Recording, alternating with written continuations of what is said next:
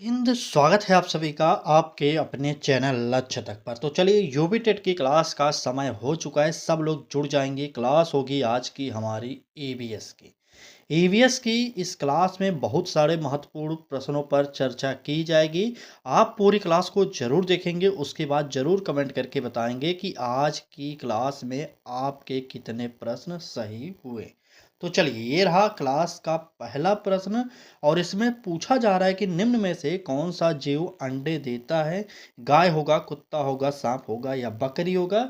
आप जानते हैं कि इनमें से सभी बच्चे देते हैं, सिर्फ इकलौता एक सांप है। यही हमारा जो होगा ऑप्शन सी वाला सही होगा, क्योंकि यही हमारा सांप अंडा देता है। ठीक है, चलिए अगला प्रश्न देखिए, पौधों में भोजन बनाने के लिए किस गैस की आवश्यकता होती है। ऑक्सीजन की, कार्बन डाइऑक्साइड की, नाइट्रोजन की या हाइड्रोजन की। बताइए फटाक से कौन सा उत्तर होगा। बिल्कुल। देखिए आप सब जानते होंगे कि ऑक्सीजन हमारे लिए आवश्यक होता है और पौधों के लिए जो आवश्यक होता है वह होता है कार्बन डाइऑक्साइड, यानी कि बी वाला ऑप्शन बिल्कुल सही हो जाएगा। इसको आप जानते रहेंगे और आगे बढ़ेंगे। अगला प्रश्न देखेंगे, क्या कह रहा है, निम्न में से कौन सा जानवर पेड़ों पर रहने के लिए प्रसिद्ध है। ऊंट होगा, बंदर होगा, घोड़ा होगा या हाथी होगा। प्रश्न संख्या 3, देखिए आपके सिलेबस के अकॉर्डिंग सारे प्रश्न बनाए गए हैं और इम्पोर्टेंट प्रश्न है। फटाक से जुड़ जाएंगे लाइव सब लोग। ठीक, तो यहाँ पर देखिए सभी को उत्तर बिल्कुल बी ऑप्शन बता रहे हैं, बिल्कुल सही है। क्योंकि यही जो बंदर है हमारा, यही पेड़ों पर रहता है और बाकी सभी तो जमीन पर ही रहते हैं। ठीक ना, चलिए अगला प्रश्न देखिए, कहा जा रहा है कि कपड़े बनाने के लिए ऊन किससे प्राप्त होती है। गाय से, भेड़ से, बकरी से या ऊंट से। चलिए बताइए कौन सा उत्तर होगा। प्रश्न संख्या 4, हमारी तरफ से पूरी कोशिश की जा रही है कि आपके सिलेबस के अकॉर्डिंग चाहे जो भी प्रश्न बन सकते हैं एक बार आपको प्रोवाइड कर दिया जाए। ठीक, ऐसा ना हो कि बाद में आपको यह सब ना मिले और बाद में आप कहें कि ये भी प्रश्न आ गए। ठीक, इसलिए आप पूरी तरीके से तैयार रहिए, चाहे जो भी प्रश्न आपसे पूछे जाए यूपी टेट में। ठीक ना, तो यहाँ पर नोट करिएगा। अगर बात किया जाए तो ऊन किससे प्राप्त होता है, तो भेड़ों से प्राप्त होता है। बिल्कुल सही, 4 वाला जो बी ऑप्शन होगा यही हमारा सही हो जाएगा। ठीक, चलिए आगे बढ़ते हैं। निम्न में से कौन सा जल का सबसे बड़ा स्रोत है। नदी है, झील है, समुद्र है या तालाब है। तो आप सब जानते हैं कि जल का सबसे बड़ा जो स्रोत होता है वह हो जाएगा हमारा समुद्र। आपको पता होना चाहिए कि समुद्र का जो जल होता है कैसा होता है, तो खारा होता है। हमारे इस दुनिया में कई सारे ऐसे सागर भी हैं जिसमें आप कूद जाएंगे तो डूबेंगे नहीं, आप तैरते ही रहेंगे। पता है क्यों, क्योंकि यहाँ पर नमक की मात्रा अधिक होने के कारण आप डूब नहीं सकते। ये जानते रहिए। चलिए अगला प्रश्न देखिए क्या कह रहा है। कह रहा है कि निम्न में से कौन सा पौधे का भाग बीज बनने के बाद फल बनाता है। ए ऑप्शन जड़, बी ऑप्शन फूल, सी ऑप्शन पत्ती और डी ऑप्शन तना। फटाक से प्रश्न संख्या 6 का उत्तर बताइए कौन सा सही हो जाएगा। चलिए बताइए उत्तर कौन सा सही होगा। देखिए अगर बात किया जाए इस प्रश्न के उत्तर की, तो बिल्कुल सही, जो हमारा फूल होता है यही बाद में फल बनता है। बी वाला ऑप्शन सही हो जाएगा। नेक्स्ट प्रश्न देखिए, मिट्टी के कटाव को रोकने में कौन सा सहायक है। पेड़ पौधे होंगे, पत्थर होगा, पानी होगा या हवा होगा। वैसे तो हम कह सकते हैं पत्थर भी हो सकता है, लेकिन यहाँ पर सबसे बेस्ट ऑप्शन जो होगा पेड़ एवं पौधे होंगे। इसके द्वारा हम मिट्टी के कटाव को आसानी से रोक सकते हैं। ठीक ना, यहाँ पर ए वाला ऑप्शन सही हो जाएगा। चलिए आगे बढ़िए और अगला प्रश्न देखिए क्या कह रहा है। कह रहा है कि निम्न में से कौन सा परिवहन का सबसे तेज साधन है। बस होगा, ट्रेन होगा, हवाई जहाज होगा या साइकिल होगा। बात सबसे तेज की जा रही है। चलिए बिल्कुल, यहाँ पर उत्तर जो होगा हमारा हो जाएगा सी वाला ऑप्शन, यानी कि यहाँ पर हवाई जहाज सबसे तेज साधन हो जाएगा। नेक्स्ट प्रश्न देखिए क्या कह रहा है। कह रहा है कि निम्न में से कौन सा जीव पानी में सांस लेने के लिए गलफड़े का उपयोग करता है। मेढक होगा, मछली होगा, सांप होगा, कछुआ होगा। फटाक से बता दीजिए प्रश्न संख्या 9 का उत्तर। चले अगर बात किया जाए कि कौन-सा जीव गलफड़े से साँस लेता है, तो बिल्कुल सही यहाँ पर हो जाएगा मछली हमारा। मछली ही गलफड़े से साँस लेती है, इसलिए हमारा उत्तर जो होगा बी वाला ऑप्शन सही हो जाएगा। ठीक? चलिए आगे बढ़िए। अगला प्रश्न देखिए, कह रहा है कि निम्न में से कौन-सा मौसम सबसे अधिक ठंडा होता है? ग्रीष्म ऋतु होगा, वर्षा ऋतु होगा, शीत ऋतु होगा या बसंत ऋतु होगा? आप तो वैसे जानते हैं ठंडी कब पड़ती है ना? बता दीजिए। चलिए प्रश्न संख्या 10। तो बिल्कुल सही, यहाँ पर शीत ऋतु हो जाएगा हमारा सी वाला ऑप्शन सही। याद रखिएगा, अगर आपको यह क्लास अच्छी लग रही तो लाइक ज़रूर करेंगे। हमारी पूरी कोशिश है कि ईवीएस को रैपिड फायर तरीके से डेली प्रोवाइड की जाए। ठीक ना? डेली लगभग 25 से 30 प्रश्नों की चर्चा होगी और वो भी 15 से 20 मिनट में। अगर आपके पास समय है तो आप जुड़ जाइए हमारे साथ, और नहीं है तो निकाल लीजिए, क्योंकि परीक्षा से पहले ही तैयारी जो होती है वही बहुत अच्छे मानी जाती है। ठीक? चलिए उम्मीद करते हैं पूरी क्लास को ज़रूर देखेंगे आप सब। अगला प्रश्न देखिए क्या कह रहा है। कहा जा रहा है कि निम्न में से कौन-सा ऊर्जा का अक्षय स्रोत है? कोयला है, पेट्रोल है, सूर्य है या डीज़ल है? बताइए। निम्न में से सबसे बेस्ट अक्षय ऊर्जा स्रोत कौन-सा माना जा सकता है? तो यहाँ पर हमारा जो सूर्य होता है, ये हमारा उत्तर सही हो जाएगा। ठीक? मधुमक्खियाँ किससे शहद बनाती हैं? अगर इसकी बात की जाए तो क्या उत्तर देंगे? पत्तियों से, मकरंद से या पानी से या मिट्टी से? मधुमक्खियाँ शहद बनाती हैं किससे? ये आपको बताना है। प्रश्न संख्या 12 का उत्तर। चलें। बिल्कुल। यहाँ पर जो मकरंद होगा हमारा बी वाला ऑप्शन, इसी से हमारी मधुमक्खियाँ जो होती हैं, ये शहद बनाते हैं। आपको पता होना चाहिए शहद कई प्रकार के रोगों के लिए बहुत ही इम्पोर्टेंट माना जाता है। ठीक? चलिए अगला प्रश्न देखिए, कह रहा है कि निम्न में से कौन-सा जल को साफ करने का तरीका है? उबालना होगा, रंग मिलाना होगा, नमक डालना या तेल डालना? चलिए, जल्दी से बताइए कौन-सा सही होगा? अगर यहाँ पर देखिए, जल किस प्रकार से शुद्ध किया जा सकता है? सबसे पहले मेन जो होता है उसे उबालना होता है।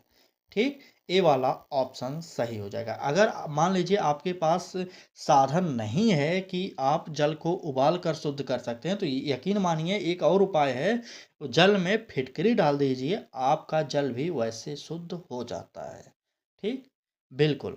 चलिए आगे आइए, अगला प्रश्न देखते हैं।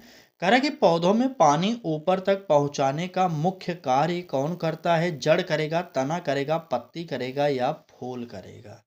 बताइए। पौधों में पानी ऊपर तक पहुंचाने का कार्य कौन करता है? तो याद कर लीजिए, अगर बात इस प्रश्न के उत्तर की होगी तो यहाँ पर तना जो होता है, ये हमारा ऊपर तक पानी को पहुंचाता है। बी वाला ऑप्शन बिल्कुल सही हो जाएगा। ठीक? चलिए, निम्न में से कौन सा, देखिए अगला प्रश्न क्या कर रहा है, 1 मिनट आ गया। चलिए, कह रहा है कि निम्न में से कौन सा पेशा कपड़े मिलने से संबंधित है? किसान, दर्जी, कुम्हार, बढ़ई? तो आप सब जानते हैं कि यहाँ पर दर्जी हो जाएगा। बी वाला ऑप्शन सही हो जाएगा। अगला प्रश्न ये रहा थोड़ा सा पेडागोजिकल प्रश्न, ध्यान से देखिएगा, क्योंकि आपके यूपी टेट के एबीएस के अंतर्गत पेडागोजी के प्रश्न भी आएंगे। ज़्यादा नहीं तो 3-4 प्रश्न आएंगे ही। ठीक? चलिए प्रश्न देखिए, कह रहा है कि ईबीएस में बच्चों को समूह कार्य कराने का मुख्य उद्देश्य क्या है? समय बिताना है, सहयोग की भावना विकसित करना है, केवल लिखवाना है या परीक्षा लेना है? कौन सा होगा? प्रश्न संख्या 16 का उत्तर फटाक से कमेंट बॉक्स में बता दीजिए सब लोग। चलिए, ईवीएस में समूह कार्य देने का मतलब देखिए, परीक्षा लेना किसी भी प्रकार से सही नहीं होता। हमने आपको बताया था सीटेट की तैयारी कराते वक्त। और केवल लिखवाना यह भी नहीं होगा, और समय बिताने के लिए हम टीचिंग लाइन में कोई भी कार्य नहीं करेंगे। हमारा उत्तर जो होगा सहयोग की भावना विकसित करना, यानी कि बी वाला ऑप्शन हमारा बिल्कुल सही हो जाएगा। ठीक? अगला प्रश्न देखिए, कह रहा है कि पर्यावरण संरक्षण के लिए सबसे अच्छा उपाय क्या है? अधिक पेड़ काटना होगा, अधिक कचरा फैलाना होगा, पेड़ लगाना होगा, पानी बर्बाद करना होगा? चलिए फटाक से प्रश्न संख्या 17 का उत्तर बताइए कौन सा सही होगा। चलिए, तो नोट करिएगा यहाँ पर पेड़ लगाना जो होगा ये हमारा सी वाला ऑप्शन बिल्कुल सही हो जाएगा। इसके द्वारा हम पर्यावरण संरक्षण कर सकते हैं।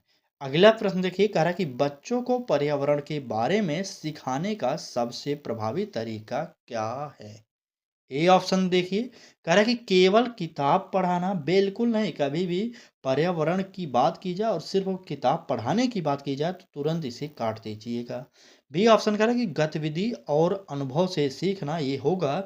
और सी ऑप्शन केवल परीक्षा लेना। डी ऑप्शन केवल नोट्स देना, बिल्कुल नहीं।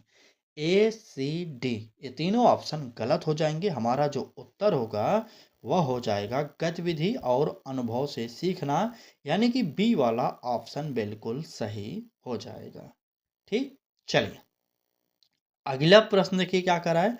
निम्न में से कौन सा जल प्रदूषण का कारण है? पेड़ लगाना होगा, कारखाने का गंदा पानी नदी में डालना होगा, वर्षा जल संचयन होगा, या पानी बचाना होगा। फटाक से प्रश्न संख्या 19 का उत्तर बताइए कौन सा सही होगा। चले, जल प्रदूषण का कारण क्या है ये आपको बताना है। बिल्कुल। अगर बात किया जाए जल प्रदूषण के कारणों की, तो यहाँ पर कारखाने का गंदा पानी जो होता है, अगर आप लोग नदी में डालेंगे तो इसका जल प्रदूषण तो होगा। आप देख रहे हैं ना, हमारे देश में नमामि गंगे नाम से एक योजना चली थी, आज उसका नामो निशान नहीं है। किस प्रकार से सरकारें हमारी काम कर रही हैं, ये तो उन्हें भी नहीं पता चल रहा है। ठीक, चलिए फिलहाल आगे आइए, अगला प्रश्न देखिए। कह रहा है कि निम्न में से कौन सा पक्षी पानी में तैर सकता है? कबूतर होगा, बतख होगा, तोता होगा, कौवा होगा। फटाक से प्रश्न संख्या 20 का उत्तर बताइए। चलिए, निम्न में से कौन सा पक्षी पानी में तैर सकता है? चलिए, बिल्कुल। देखिए, अगर बात पानी में तैरने की जाएगी तो आप लोग बत्तख टिक करिएगा, ठीक ना? बिल्कुल, बत्तख बी वाला ऑप्शन सही हो जाएगा। आगे बढ़िए, निम्न में से कौन-सा प्राकृतिक संसाधन है? प्लास्टिक है, कागज़ है, पानी है, काँच है? तो यहाँ पर पानी जो दिया गया है ये हमारा प्राकृतिक साधन होगा। अभी तक आप लोग 21 प्रश्न पढ़ चुके हैं आज की क्लास में, लगभग 12 मिनट में 21 प्रश्न पढ़े होंगे। अगर क्लास अच्छी लगी हो तो लाइक कर दीजिए, और हाँ, जुड़िएगा तभी जब आपको डेली क्लास करना हो, नहीं तो मत चैनल को सब्सक्राइब करिएगा, ठीक ना? चलिए, अगर सब्सक्राइब करना हो तो डेली पढ़ना भी पड़ेगा, हमारा यही सिद्धांत है। अगर आप हमारे साथ जुड़ें तो डेली पढ़ाई करिए, नहीं तो मत जुड़िए। प्रश्न देखिए क्या करा है, ईबीएस में स्थानीय परिवेश का अध्ययन क्यों कराया जाता है? बच्चों को रटाने के लिए? बिल्कुल नहीं। हमने आपसे बताया था कि बच्चों को रटाने के लिए, स्मरण कराने के लिए ये सब नहीं चलेगा, ठीक है, इसलिए गलत होगा। वास्तविक जीवन से जोड़ने के लिए हो सकता है। सी ऑप्शन कह रहा है समय बिताने के लिए। हमने आपको क्या बताया कि टीचिंग लाइन में कोई भी ऐसा कार्य टीचर नहीं कराएगा जिसके द्वारा सिर्फ समय की बर्बादी हो, इसलिए सी ऑप्शन कट जाएगा। और डी ऑप्शन कह रहा है केवल परीक्षा के लिए, तो बिल्कुल नहीं। हमारा उत्तर जो होगा बी वाला ऑप्शन सही होगा, नोट करिए। ठीक, बी ऑप्शन सही हो जाएगा। चलिए अगला प्रश्न देखिए क्या कह रहा है। कह रहा है कि निम्न में से कौन सा जीवित वस्तु का उदाहरण है? पत्थर है, पानी है, पौधा है, या हवा है? चलिए, निम्न में से कौन सा जीवित वस्तु का उदाहरण है? पत्थर, पानी, पौधा, हवा। प्रश्न संख्या 23 का उत्तर बताइए कौन सा सही है। बात जीवित की जा रही है तो यहाँ पर आप जानते हैं पौधों को हम जीव मानते हैं ना, तभी तो वृद्धि करता है। बिल्कुल, सी वाला ऑप्शन हमारा सही हो जाएगा। ठीक, आइए अगला प्रश्न देखते हैं। कह रहा है कि निम्न में से कौन सा ठोस ईंधन है? पेट्रोल, गैस, कोयला, डीजल। तो यहाँ पर सिंपल सा उत्तर दिख रहा होगा, क्योंकि ए, बी और डी ये तीनों ऑप्शन जो है यहाँ पर ये ठोस नहीं माने जाएंगे, बल्कि हमारा जो कोयला होता है, सी वाला ऑप्शन यही ठोस माना जाता है। चले आगे, 24 हो गया ना, बिल्कुल। चलिए आज की क्लास का आखिरी प्रश्न देखते हैं क्या कह रहा है। आखिरी प्रश्न में पूछा जा रहा है, पौधों के लिए सबसे आवश्यक तत्व क्या है? पानी है, प्लास्टिक है, धुआं है, कचरा है। बताइए, पौधों के लिए सबसे आवश्यक तत्व कौन-सा होगा? तो बिल्कुल अगर पौधों की बात किया जाए तो कचरे से क्या मतलब, धुएँ से कोई नहीं मतलब, प्लास्टिक से भी मतलब नहीं, बल्कि हमारा पानी से मतलब होगा। ए वाला ऑप्शन बिल्कुल सही होगा। ठीक? तो ये रहा आज की ईबीएस की क्लास। आपको कैसी लगी कमेंट बॉक्स में ज़रूर बताइएगा। क्लास अच्छी लगी हो तो लाइक कर दीजिए और चैनल को भी सब्सक्राइब करके बेल आइकन को ऑन कर लीजिए। अगर आपको भी अपने लक्ष्य पर पहुंचना है तो लक्ष्य तक को सब्सक्राइब जरूर करिए। ठीक? चलिए आज की क्लास को यहीं पर समाप्त करते हैं। कल फिर मिलेंगे एक नए क्लास के साथ। हाँ, पढ़िए उतना जितना आप समझ सकें, याद कर सकें। ठीक? चलिए धन्यवाद।